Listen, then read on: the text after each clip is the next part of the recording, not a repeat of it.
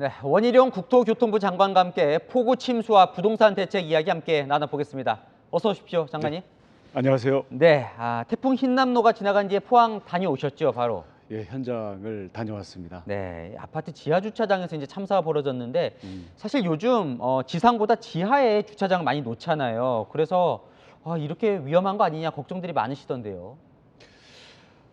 현장을 갔는데 네. 사실 너무 좀 황당하고 네. 너무 좀 비통해서 참 가슴이 아팠습니다.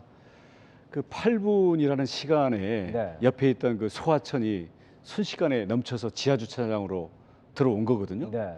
그 인근의 다른 데는 괜찮았고요. 네. 그래서 참 이게 인생이 참 무상하다는 생각도 들었고요. 네. 특히 그 차를 빼러 갔는데 아버지는 포기하고 올라갔는데 그 20대 아드님이 네. 그래도 그걸 끌고 나오겠다고 한 그 몇 분 사이에 네. 생사가 갈린 걸 보고 정말 너무 가슴이 아팠습니다. 네. 자, 이제 대책을 좀 살펴볼 텐데 오늘 당정회의가 열렸는데요. 네. 거기서 보면 새로 지을 아파트는 이제 조금 시스템으로 뭔가 네. 좀 이렇게 대책을 마련할 거고 기존 아파트들은 어떻게 할 거냐. 이걸 이제 국토부가 숙제를 할 거다 이런 얘기로 발표를 하던데 네. 뭔가 차수벽을 세운다든지 이런 예, 것들 예. 기존 아파트 어떻게 할 수 있을까요?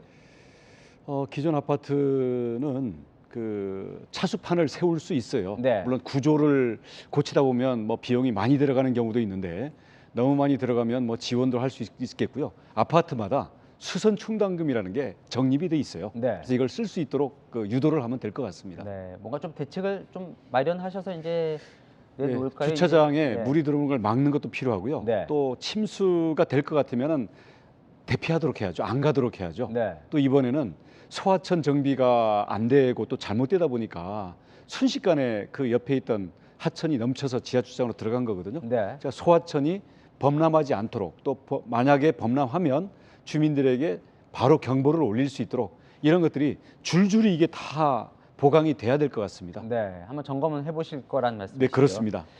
자, 오늘 오시기 전에 일기 신도시 다섯 네. 곳 시장과 이제 간담회도 가지고 오셨는데 빨리 해달라 이런 얘기죠? 일기 신도시 재건축을요? 예, 빨리 하고 네. 또 국토부만 하면 네. 아무래도 정부에 대한 불신이 있잖아요. 네. 그래서 오늘 합의한 게 지자체장들하고 동시에 시작을 하자. 네. 우리는 공통 계획을 짜고 각자 신도시들은 각자의 정비 계획을 동시에 출발하고 네. 서로 주고받으면서 빨리 완성을 하자. 네. 그렇게 합의를 봤습니다. 네. 그러면 원래 공약이 있잖아요. 임기 내에 어쨌건 하겠다. 그 공약은 지킬 수 있습니까? 지난번 부동산 대책 발표 때 발표한 것이 좀 너무 늦어지는 거 아니냐 주민들 반발이 있었는데요. 이 원래 공약은 이게 오래 걸린다는 걸 우리도 알고 주민들도 알았기 때문에 네. 신도시를 정비할 수 있는 기반 구축이었지 5년 내에 집을 지어주겠다 이게 아니었거든요. 네.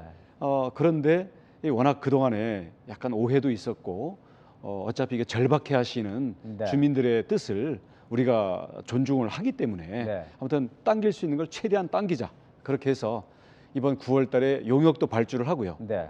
지자체장들하고 국토부가 공동 협의체를 만들고 네. 여기에 전문가로 그 마스터 총괄 기획가 네. 또 도시별로 지정을 해가지고 동시다발로 진행을 하기로 합의를 봤습니다. 네. 그러니까 오늘 달라진 건 지자체와 함께 하는 걸로 함께 이제 뭔가 즉시 계획을 착수를 하고요. 즉시 착수하고 그다음 임기 내에 빠른 네. 데는 그 선도 지구를 통해 가지고 네. 빠른 곳은 아마 우리 윤석열 대통령 임기 내에 임기 내에 아마 구체적인 그 단지별 그 사업에도 들어갈 수 있는 길을 여는 방향으로 네. 잡기로 했습니다. 알겠습니다. 자, 작년까지만 해도 집값 폭등을 우려했었는데 이제 뭐 너무 빨리 떨어지는 것 아니냐. 오늘 이제 발표된 부동산원 자료를 보니까 아파트값 추이를 매긴 이후에 최근 10년간 역대 가장 큰 폭으로 지난주에 아파트값이 떨어졌다는 거예요. 지금 장이 어떤 겁니까? 부동산 지금 시장이요? 지난 3년간 급등을 했고요. 네. 큰 사이클로 보면 한 8년 정도의 사이클로 지금 고점에서 작년 하반기부터 꺾인 거거든요. 네. 그래서 너무 올랐고 조금 내렸다라는 게 큰 그림에서 저의 시각이고요. 네. 앞으로도 하향 안정화가 더 이게 다져질 필요가 있다. 네. 과연 어디가 균형점인지에 대해서는 뭐 여러 가지 견해가 있겠습니다만은 네. 대신 이게 너무 급격하게 떨어져서 이 경제 주체들 그리고 여기에 대해서 매도인이든 매수자든 특히 이 고점에서 네. 대출로 집을 마련한 분들이 너무 급격한 고통을 겪지 않도록 저희들이 그에 대한 보완 대책은 마련하겠습니다만은 추세 자체는 계절이 바뀌면 기온이 내려가는 걸 어쩔 수가 없잖아요. 그건 네. 자연 현상처럼 받아들이는 게 맞다고 생각합니다. 그러면 더 떨어질 걸로 보시나 보죠, 당분간은? 지금 소득 대비 집값은요 네. 너무 올라 있다고 생각을 하고요. 네. 소득 대비 지금 서울 같은 경우는 18, 네. 그리고 가처분 소득 대비는 25까지나 가거든요. 네. 이거는 전 세계적으로도 10이 넘어가면 네. 부담 가능하지 않다고 보는 게 네. 우리 소득과 집값에 대한 기본적인 견해입니다. 네. 그래서 그동안 돈이 너무 많이 풀렸고 또 자산 투자로서 들어왔기 때문에 네. 제가 지금 18이 10으로 가라 이러면은 네. 야 그럼 반토막 가라는 말이냐 해서 놀라시는 분들도 계시겠지만 그 어딘가에 균형점이 있을 텐데 네. 지금보다는 상당 기간 내려가야 된다. 대신 좀 완만하게 되고 그걸로 인한 너무 급작스러운 폭락은 네. 우리 경제에도 부담이고 우리 국민들에게도 고통이기 때문에 네. 그 부분을 좀 완만하게 하는 데에 대해서 우리가 노력을 하는 것이지 집값을 거꾸로 올려야 된다거나 그런 정책을 쓸 수는 없다고 생각합니다. 그래서 윤석열 정부의 부동산 대책하면 큰 방향은 공급 늘리고 규제를 좀 풀고, 이건 맞습니까? 좋은 공급, 좋은 공급. 수요에 맞는 좋은 공급, 국민의 네. 욕구에 맞는 좋은 공급을 하겠다는 거고요. 규제도 네. 정상화를 하겠다는 겁니다. 네. 정상화라는 것은 시장은 작동하고 그리고 국민들의 소득 수준 또 시중에 풀려 있는 금리, 그러니까 유동성과 금리 네. 그리고 우리가 공급할 수 있는 이런 것에 서로 이게 조화되는 그러한 이 시장이 작동을 해야 되고 네. 마지막에는 그래도 우리 집이라는 게 현대 신분 사회가 주거 때문에 되고 있잖아요. 네. 그래서 이런 주거 사다리가 끊어진 절망, 또 이생은 망했다라는 이생망이라는 젊은이들의 이 절망을 해소하기 위해서는 네. 주거 취약계층에 대해서 더 두텁게 보호하는 이것도 국가가 해야 될 일로서는 포기할 수 없다고 생각합니다. 네, 알겠습니다. 공급을 좀 살펴보면요, 5년 임기 동안 270만 호 공급 약속을 하셨는데 네. 아직 이제 어디에 공급할 거냐, 이게 지금 발표는 아직 안 된 거죠? 이제 곧 나옵니까, 이거는? 저희가 기본은 힌트를 드렸어요. 네, 이미 노후된 곳, 노후된 곳. 역세권 네. 이쪽은 신속하게 정비를 하도록 다 제도를 바꾸겠다. 네, 그다음 신규 공공택지는 어디냐? 네. 여기에 대해서 저희가 마련을 해놨습니다만은 네. 구체적으로 이걸 확정하는 데는 지자체와의 확정 과정이 필요합니다. 네. 그게 한 달 정도도 필요하기 때문에 네. 저희가 10월 정도에는 네. 구체적으로 어느 지역에 몇 호 정도의 집을 언제 정도까지 짓겠다 이거를 발표를 하겠습니다. 그럼 다음 달이네요. 그렇습니다. 그러면 자신 있으신가요? 270만 호 공급. 맨날 이제 보통 언론에서 숫자만 막 발표를 하고 정작 돌아보면 뭐 제대로 되지 않는다. 사실 단골 레파토리로 언론들이 지적을 하는 거잖아요. 매번. 270만 호라는 숫자는 중요하지 않습니다. 네. 왜냐하면 이전 정부에도 매년 50만 호 또는 네. 57만 호까지 공급이 됐어요. 네. 사실은 270만 호라는 숫자 자체는 통상적인 공급을 정상화하겠다는 거고요. 네. 지금 원자재 값이 오르고 금리가 오르다 보니까 사업성이 떨어지잖아요. 네. 그리고 지어도 안 팔릴 가능성이 있다 그럴 수 보니까 있죠. 민간은 위축될 가능성이 있다고 봅니다. 네. 만약에 민간이 위축되면 공공이 주택 공급이나 택지 공급을 더 활발히 해서 네. 그런 주택 공급 민간 위축기에는 공급이 더 많은 부분을 떠안을 거고요. 이게 어느 정도 완충이 돼서 민간들은 사업성이나 좋은 택지를 공급해 주면서 민간이 공급을 활성화하겠다. 네. 그런 점에서는 저는 270만 원은 결코 무리한 숫자는 아닙니다. 거기에 좋은 입지 그리고 국민들이 원하는 품질의 주택 네. 이게 더 중요한 거죠. 네. 재개발 재건축 규제를 좀 풀어서 네. 그것도 이제 공급을 확충하는데 쓸 계획도 있으신 것 같은데 분양가 상한제나 초과이익 환순제는 좀 조정하겠다는 뜻을 밝히셨어요. 그런데 정작 재건축 그 현장에서는 좀 약하다는 의견도 있더라고요. 그 정도로는. 그래서 뭐 재건축 부담금을 좀 깎는 그런 안들이 지금 추가로 더 나올 수가 있는 겁니까? 재건축 부담금은 지금 지난 한 10년간 너무 묶어놨어요. 네. 그래서 아예 사업을 추진을 못할 정도로 묶어놓은 것은 좀 합리적으로 고쳐야 되겠다. 네. 그다음 더 두텁게 혜택을 줘야 되는 곳은 지방. 그러니까 사실 초과이익이 그렇게 많지도 않은데 네. 몇 억씩 내야 되는 이런 경우들. 네. 그다음 장기간 일주택자로서 오래 살았는데도 자기는 살았을 뿐인데 집값이 올랐다는 이유로 몇 억씩 부담을 해야 되는 이런 경우에는 우리가 감면을 해줘야 되겠다. 네. 그래서 방향은 지방은 더 투텁게 혜택을 주고 네. 1주택 장기 거주자는 초과 이익에서도 많은 부분들을 감면을 해주고 네. 대신 그 자리에서 용적률을 올려가지고 재건축해가지고 예를 들어서 5억씩 벌었는데 네. 이걸 5억 다 가져가겠다. 음. 그건 아니라고 생각합니다. 왜냐하면 용적이라는 것은 전 국민의 공공재산인 특정 공간을 사유재산화하는 거잖아요. 네. 그런 데에 대해서는 전 국민에 대해서 공공기여도 해야 되고 네. 용적률이 올라가면 기반 시설을 국민 세금으로 도로나 상하수도를 또 깔아줘야 되는 면이 있습니다. 네. 그렇기 때문에 그런 점에서는 도시 기반 시설에 대한 부담도 해야 되기 때문에 특히 이 초과 이익이 많은 분들, 그다음 다주택자들 이런 분들은 많이 낼 각오를 하셔야 됩니다. 네. 자, 혹시요, 지금 대출 규제나 뭐 세금 규제 이 부분도 지금 종부세 손을 좀 보시긴 하셨는데 더 뭔가 추가 대책이 있을 수 있습니까? 지금 세금은 지난 3년간 너무 올랐기 때문에 네. 이 부분을 과도한 세금을 낮추겠다 그래서 종부세, 양도세 이게 다 진행 중이고요. 네. 그러니까 그런 점은 국회 입법이 지나면 정상화될 수 있을 거고 금융 같은 경우에는 어떤 분들은 야 15억 이상 대출도 뭐 완화할 것처럼 맞아요. 요구를 지금 하시는데 대출 규제가 대출이 안 되는데 그걸 풀어줄 거라는 보도가 나왔어요. 지금 15억 이상 대출을 풀면요 네. 결국 부자들만 대출 받아서 줍줍하겠다는 거 아닙니까? 네. 하락기에 이건 안 되고요. 오히려 그건 논의할 지금 상황이나 시기 자체가 아니고 네. 저희들이 고민하는 거는 지금 한 5억 이하의 어떻게 보면 중저가 주택들을 그나마 무주택자들과 청년층들이 어떻게든 마련해 보려고 하는데 네. 자기 소득과 자기 현금만으로는 안 되고 약간의 대출을 받아야 되는데 이거를 DSR이나 네. LTV로 너무 묶어서 내 집 마련의 사다리를 더 멀리 치워버리는 결과가 되는데 이 무주택자들과 청년들 그리고 중저가 주택에 대한 실소유자들에게 어떻게 우리가 금융의 징검다리를 놔줄까 네. 이 부분에 대해서 집중해야 된다고 생각합니다. 네. 사실요, 이 지난 문재인 정부 때 뭐 부동산 대책이 25번 있었다는 데도 있고 뭐 어디서는 28번이라 말도 있던데 워낙 이게 자주 바뀌니까 신뢰를 잃었다 이런 지적이 많았는데요. 윤석열 정부는 좀 다릅니까? 어떻습니까? 그때는 시장을 누르고 또 국민의 욕망을 죄악시하면서 세금과 이 규제를 가지고 벌 주듯이 징벌적으로 운영하다가 값이 폭등하니까 놀라서 뒤늦게 공급 대책 내고 세금 대책 내고 하다 보니까 20몇 번 네. 해서 28승 예. 네.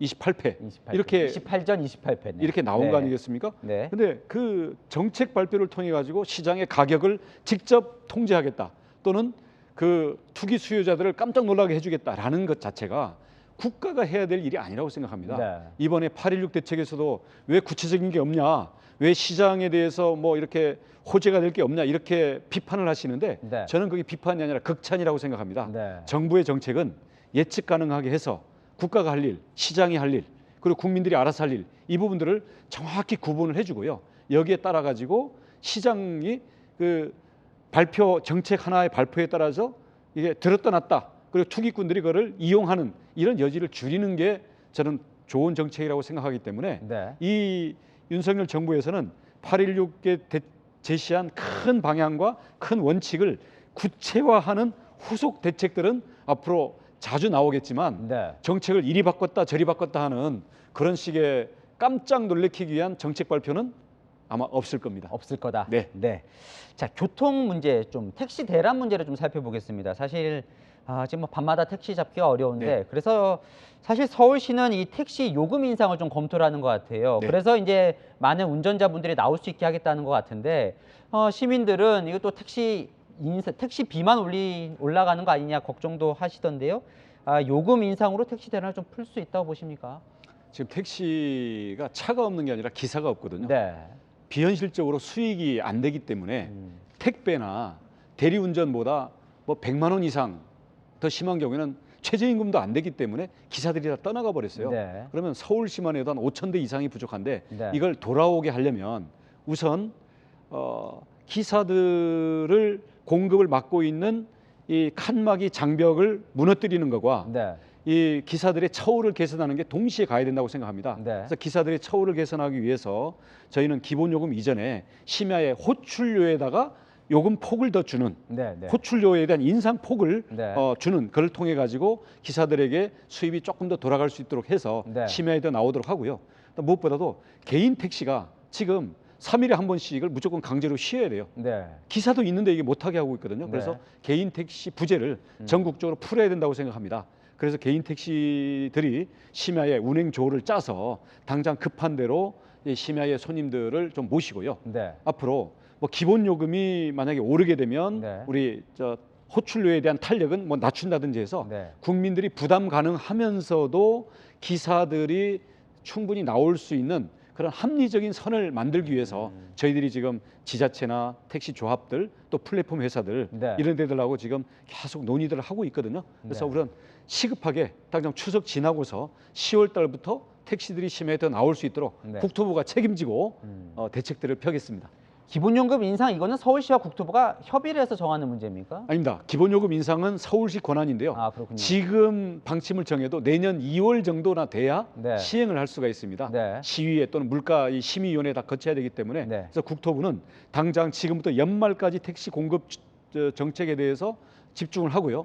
그때까지의 결과를 봐서 네. 데이터로 봐서 택시가 충분히 나오고 있으면은 기존의 법인 택시, 개인 택시를 존중하면서 하겠지만 만약에 요금만 올려받고 안 나올 것 같다 그러면 저희는 개인 택시와 법인 택시 또 네. 택시와 비택시 네. 그러니까 우버나 타다 같은 네. 플랫폼 있잖아요. 네. 또 나아가서는 택시 간에 지금 시도 간에 서로 건너다니지 못하도록 돼 있는데 네. 이런 공급을 막는 장벽을 과감하게 기득권을 깨는 것까지도 저희는 비상 플랜으로 놓고 있습니다. 네. 협조가 되는 만큼 기득권을 우리가 존중할 거고요. 네. 만약에 고객의 호출에 응답하지 않는 네. 그런 택시들이라면 저희는 기득권을 다 깰 생각입니다. 네.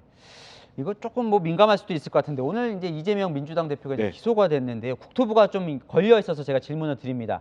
백촌동 부지 용도 변경과 관련해서 이 대표는 이제 국토부에 협박이 있어서 내가 어쩔 수 없이 변경을 했다 이렇게 지금 주장을 해왔고 그래서 검찰은 그게 허위 발언이다 이런 의혹을 지금 보는 것 같은데요. 당시 국토부가 실제로 협박을 했는지 한번 점검을 해보셨습니까? 아니, 수사기관에서 저희한테 네. 정식 질의가 와서 저희가 다 조사한 다음에 답변을 했어요. 네. 그 식품연구원 옮기는 거에 대한 회신은 공문이 2개가 있었는데요. 네. 그 국토부가 공공기관 옮기는데 협조해달라라는 네. 일반 공문을 6번 낸 거에 대해서 네. 식품연구원 여기에도 해당되느냐 따라야 되느냐 해서 국토부에서는 따라야 될 의무가 없습니다. 네. 우리는 그냥 일반적인 협조사항을 낸 것뿐입니다라는 공문을 2번을 냈는데 저희가 볼 때는 협박이라고 할 만한 그게 전혀 없다라는 회신을 수사기관에 보낸 일이 있습니다. 그러니까 그게 얼마 전에 이제 공개가 됐던 그 그렇습니다. 문건인 거죠. 그러니까 성남시 뜻대로 해도 된다라고 그렇습니다. 했던 공문. 네. 일단 그 공문 2개 외에는 국토부에 다른 뭔가가 남아있지는 않았습니까? 한번 보셨을 때? 남아있지 않은 게 그런 사실 자체가 없습니다. 그래서 따를 의무가 없고 성남시 판단대로 하시면 된다라는 네. 공문 2개. 네. 그걸 가지고 뭐 직무유기로 뭐 협박을 했다라고 네. 주장을 했는데 그건 뭐 수사기관이 판단할 일이죠. 네, 알겠습니다. 자, 이것도 참 국정 지지율이 좀 여전히 30% 안팎에서 지금 머물고 있는데 좀 국정에 참여하고 계시기도 하시고 또 뭐 정치도 하셨고 왜 이렇게 좀 반등이 안 됩니까? 저도 그게 저에 대한 그 이 성적표 같아서 네. 참 이 정권의 일원으로서 정부의 일원으로서 참 마음이 무겁습니다. 네. 무엇보다도 지금 경제가 어렵고 네. 또 국민의 기대에 못 미치는 우리 정부의 움직임들에 대해서 국민들이 지금 따가운 목소리를 내고 있잖아요. 네. 그 목소리에 대해서 좀 더 귀 기울여 경청하고 겸허하고 책임 있는 자세로 임하면 또 국민들이 마음을 풀어주실 거라고 생각합니다. 네. 자, 추석이에요. 이제 또 이왕 나오셨으니까요. 저 시청자분께 이렇게 하겠다 국토부가 좀 뭐 계획 있으시면 한번 마지막으로 말씀해 주시죠. 예, 국토부는 우리 민생의 가장 그 큰 부분인 주거 안정, 그러니까 내 집 마련을 하든 아니면 남의 집에 새를 살든 이게 부담 가능한 그래서 생활이 안정될 수 있는 걸 책임지고 있고요. 또 택시나 여러 가지 교통비도 책임을 지고 있기도 합니다. 그런 점에서 그동안 전 정부가 폭등시켜 놓은 집값 또 너무나 부족하기만 한 이 교통수단 여기에 대해서 국민들이 받고 있는 고통을 하루빨리 덜 수 있도록 저희가 민생 최우선으로 국토부 장관으로서 책임을 다하도록 하겠습니다. 힘들고 또 태풍에 슬픔이 있는 지금 추석입니다마는 그래도 이웃 간에 가족 간에 따뜻한 정 나누시고 힘내시기 바라겠습니다. 저희들 민생 더 열심히 챙기겠습니다. 네, 국민 호주머니 두둑하게 좀 챙겨주시기 바랍니다. 지금까지 국토교통부 원희룡 장관과 이야기 나눠봤습니다. 오늘 나와주셔서 감사합니다. 네, 감사합니다.